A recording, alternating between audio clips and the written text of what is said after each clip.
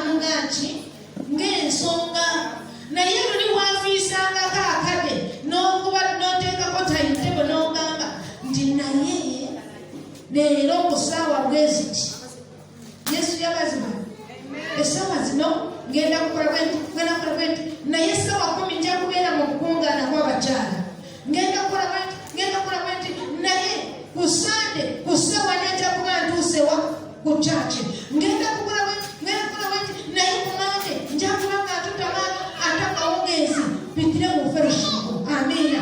Yesu katonda n'agamba nina ensonga alina ensonga. Amina. Bw'ogiraba alina ensonga. Amina. Verse 4 nina ensonga. Verse 5 n'agamba kale jjukira gye wagwa weenenye. Amina.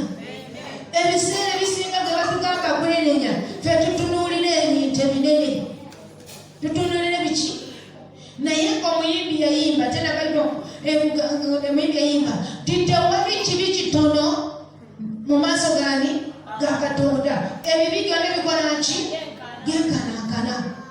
Yesu yabazibwe kati oyinza kulowooza nti naye